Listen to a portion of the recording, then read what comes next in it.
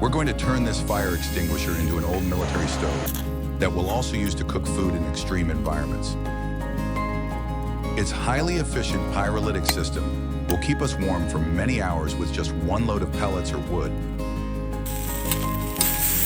Stay until the end of the video to learn how to make it and see how it works.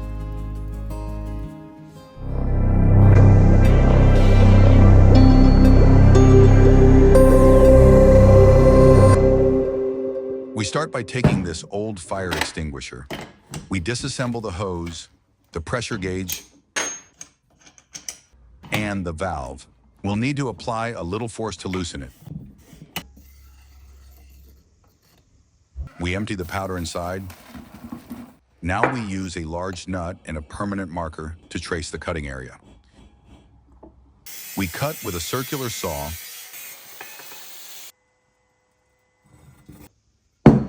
And now we use this piece of iron to trace the other cutting line. And we cut this other section. This cylinder will be the body of the stove. Now we trace this new line. And we mark the points where we'll make large holes. We mark the centers of the holes with the center punch. First, we make a small hole.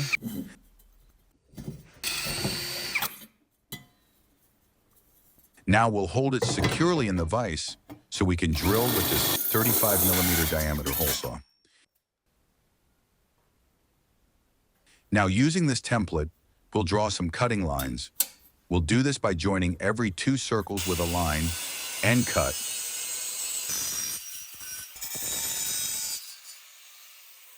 With the holes and cuts, we've made legs for our stove. We'll remove any burrs. This way we'll leave a smooth surface. Using this part we previously cut from the fire extinguisher, we'll make the bottom of the stove. We drill a 35mm diameter hole in the center. We'll cut along this new line we're tracing. By removing this strip of metal, we reduce the diameter of the piece. Now we remove all the burrs. We'll also need a 35mm diameter iron pipe. We'll draw a line at each end, about 6mm high, and with this template, we'll mark the points where we'll drill.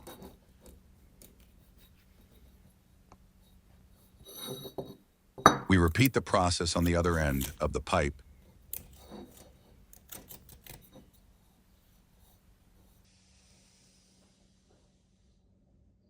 And we mark all the trace points.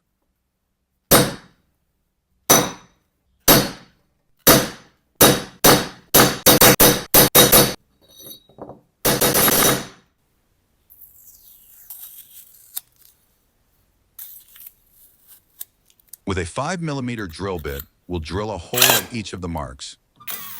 This process must be done precisely so that the holes are evenly spaced and do not skew. We repeat the process as before on the other end of the pipe. Using a countersink, we clean the burrs from the holes. Now we need to draw a line connecting each hole at one end with the opposite hole at the other end. We continue making a groove on each line that joins the 2 holes. To do this, we'll use a grinder with a cutting disc. This is the most delicate process in the entire manufacturing process and requires great skill in handling the angle grinder. Using a sanding disc, we remove all burrs. Using this blowtorch, we perform a thermal stripping process to remove the old red paint from the fire extinguisher. We'll apply heat until all the paint is blackened and blistered.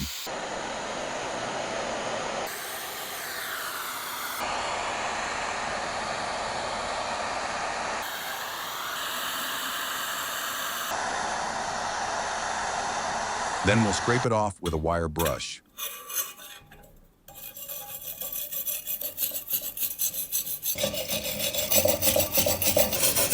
Will only be finished when the entire structure looks completely metallic. We'll mark another hole, which we'll drill and thread to a size 8 thread.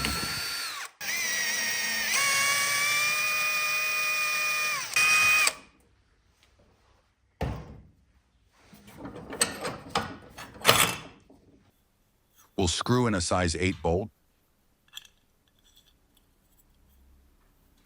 and on the other end, we'll screw on a nut, which we'll later weld.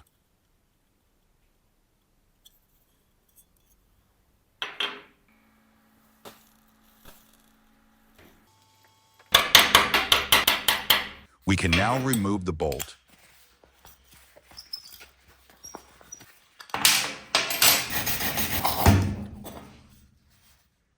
It's time to weld these two pieces together. We'll place them like this, and we'll join them with a series of spot welds.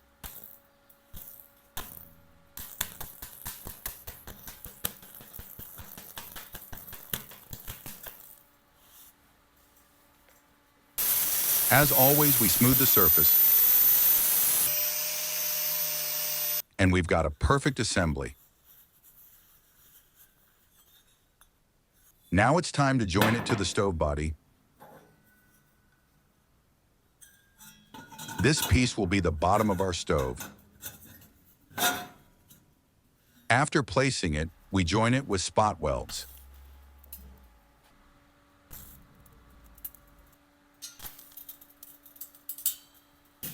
And we smooth all the surfaces again.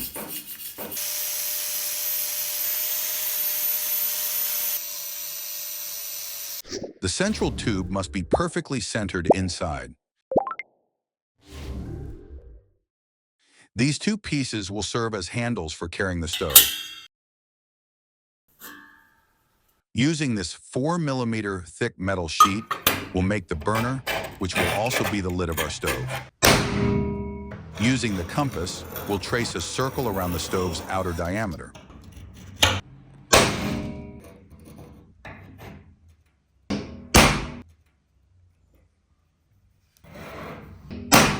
Now we'll draw 3 lines offset by 120 degrees.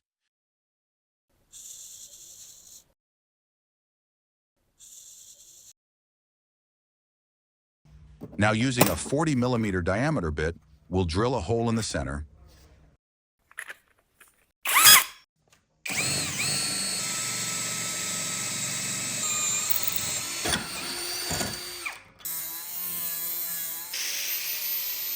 Using the angle grinder, we'll trim the corners and give this piece a circular shape.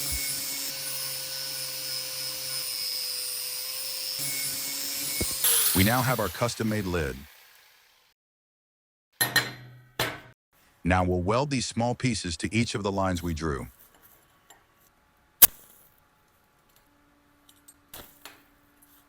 These will be the cooking supports.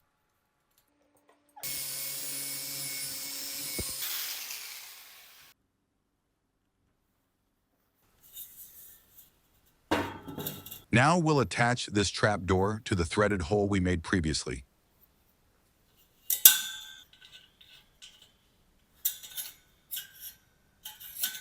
With this trap door, we can adjust the airflow to regulate the flame.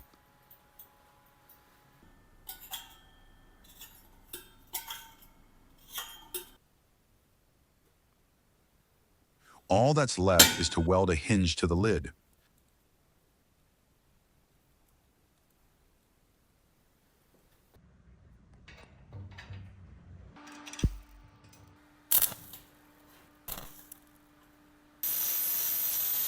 With this, we'll have finished manufacturing.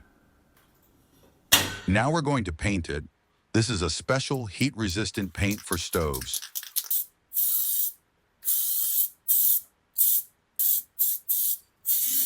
This will ensure it doesn't deteriorate with use.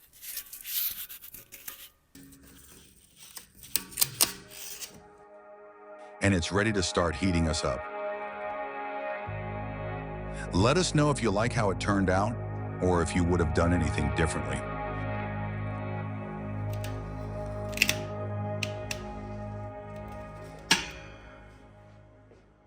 Let's start it up to see how it works.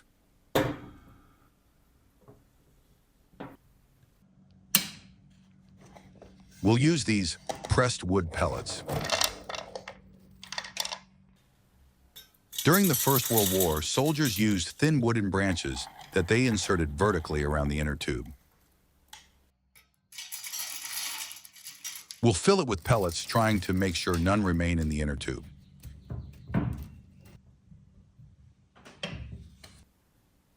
We open the air inlet and insert some pieces of paper to start the combustion.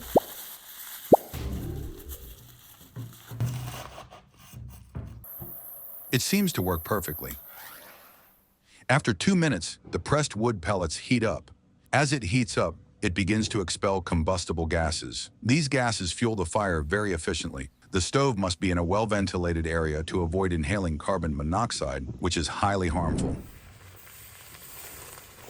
It starts to get cold around this time of year, so to test the stove, we took it camping. We're setting up our tent for an especially cold night. During the day, the temperature is mild, but at night it drops drastically in this area. We're going to surround the stove with stones to prevent an accidental fire. This larger stone will be used to sit by the fire. With these 4 small logs, I'll make a makeshift table. I'll tie them tightly with rope. And this way, I'll have a raised surface to put some things on. We place our military stove inside the safety zone marked with stones. Here we see how the air intake hatch opens and closes to fuel combustion. We fill the container with pressed wood pellets. This can be made with any type of wood, nutshells, olive pits, etc. We can adapt it to whatever fuel material we have on hand. Include the most commonly used fuel in your country in the comments. Now to start combustion, we'll place small, dry branches and some paper inside the inner cylinder.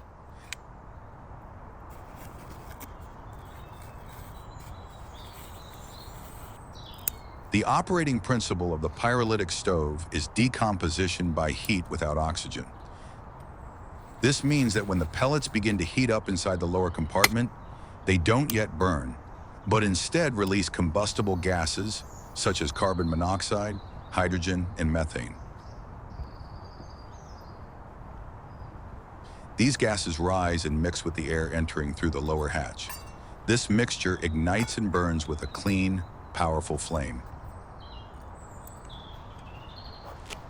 In a normal campfire, much of the heat and fuel is wasted in the form of smoke and unburned gases. But in our pyrolytic stove, that smoke is burned again, utilizing almost all of the wood's calorific value.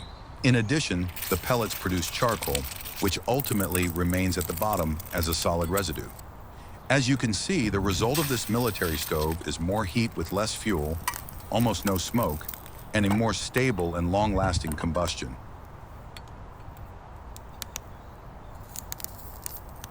After a day of work making the stove, we're preparing a small feast.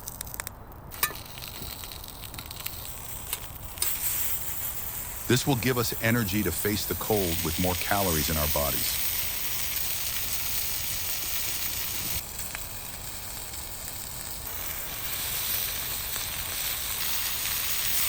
The meat looks delicious.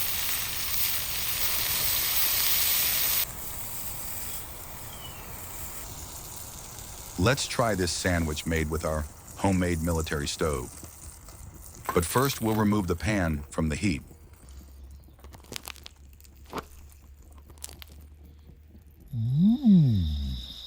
Night falls.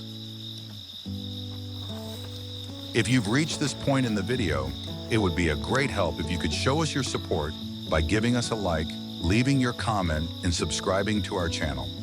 Thanks to your help, we can continue creating interesting content. Our little military stove generates a very pleasant warmth, even in the cold. But that's not all. With this bent stainless steel plate, we're going to project that heat toward our tent. This way, less heat is wasted and it's focused on a specific area.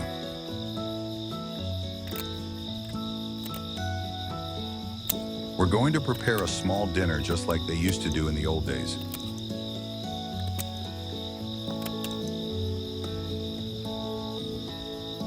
We'll skewer the sausages on this sharp stick and put it directly on the fire.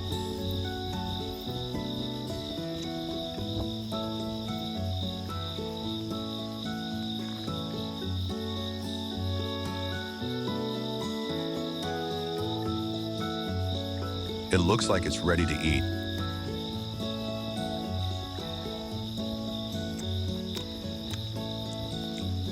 It's delicious.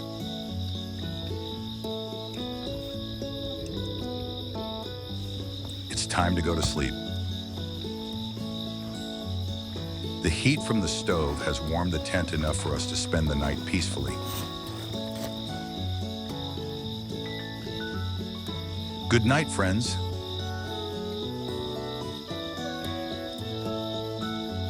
Thanks for watching the video. If you want to support our videos, you can subscribe to our channel. See you for the next invention.